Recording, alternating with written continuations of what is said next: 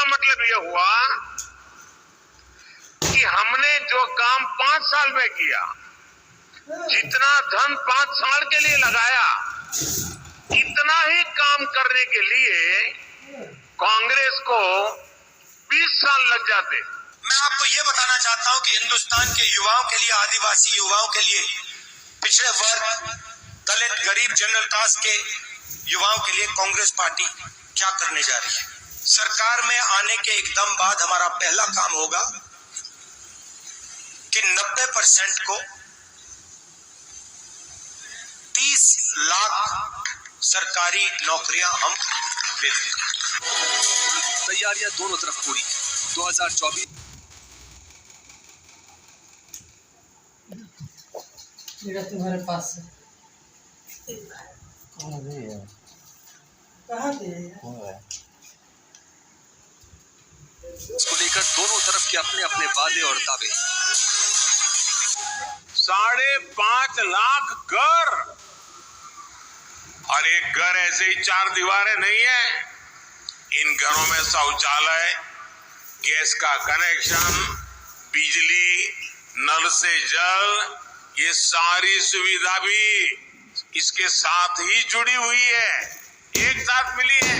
हमने 5,000 करोड़ रुपए स्टार्टअप्स के लिए एक फंड बनाया है और हर डिस्ट्रिक्ट में ये फंड रहेगा। 10 करोड़ रुपए स्टार्टअप्स के लिए, गरीबों के लिए ये फंड दिया जाएगा। तैयारियों के लिहाज से अभी एनडीए विपक्षी गठबंधन से एक कदम आगे दिख रहा है। एनडीए की मुख्य पार्टी यानी बीजेपी ने अपने 195 उम्मीदवारों के नामों की घोषणा कर दी है। वहीं अभी तक विपक्षी गठबंधन सीटों को लेकर विचार के स्तर पर है। कांग्रेस ने अपनी पहली लिस्ट जारी करते हुए 39 नामों की घोषणा की है। Now Central Election Committee of Congress has selected 39 candidates.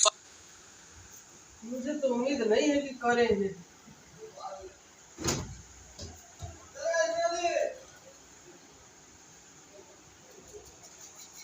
First list of the candidates. Congress की पहली लिस्ट मेघालय की 2, तेलंगाना की 4, नागालैंड, सिक्किम, लक्षद्वीप और त्रिपुरा की एक सीटों की घोषणा हुई। Then Kerala, Kasaragod, Rajmohan Unnital, Wayanad, former Congress President Sri Rahul Gandhi. दरअसल आने वाले एक हफ्ते के अंदर 2024 की लोकसभा चुनावों की तारीखों का ऐलान हो सकता है। सूत्रों की माने तो यह चुनाव भी 2019 की तरह 7 चरणों में हो सकता है, लेकिन उससे पहले सियासी पारा चढ़ा हुआ है। सभी पार्टियां उम्मीदवारों की लिस्ट तैयार करने में जुटी हैं। बीजेपी 195 उम्मीदवारों की एक लिस्ट पहले ही जारी कर चुकी है। हालांकि सीट शेयरिंग को लेकर कांग्रेस और क्षेत्रीय दलों में बात पूरी तरह बन नहीं पा रही है। इसलिए पश्चिम बंगाल में ममता बनर्जी हो या केरल में गठबंधन के ही साथी, हर जगह से सवाल अपने हिस्से की सीटों को लेकर उठ रहे हैं। लोकसभा चुनावों की तारीखों के ऐलान से परे सभी पार्टियों ने अपने चुनाव प्रचार अभियान की शुरुआत कर दी। एनडीए की तरफ से प्रधानमंत्री मोदी ने मोर्चा संभाल रखा है। अपने धुआंधार शैली के लिए मशहूर पीएम एक दिन में 2-2 सभाओं को संबोधित कर रहे हैं।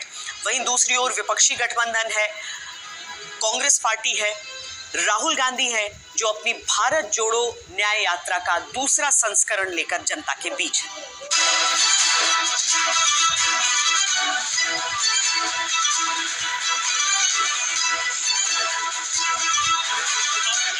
हर सेक्टर में अगर आप देखें तो आपको आसानी दिखाई देगी।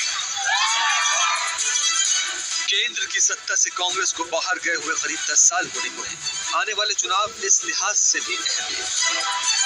कांग्रेस पार्टी और राहुल गांधी भी इस बात को अच्छी तरह जानते हैं, इसलिए ये यात्राएं कांग्रेस की नजर में अहम है। आप जानते हो कि नरेंद्र मोदी जी ने हिंदुस्तान के सबसे बड़े अरबपतियों का कितना कर्जा माफ किया? लिमिट टेस्ट ले रहा हूं आपका, नहीं 10 लाख करोड़ में गलत। ये 16, तुम्हारा नाम क्या है? तुम्हारा नाम क्या है?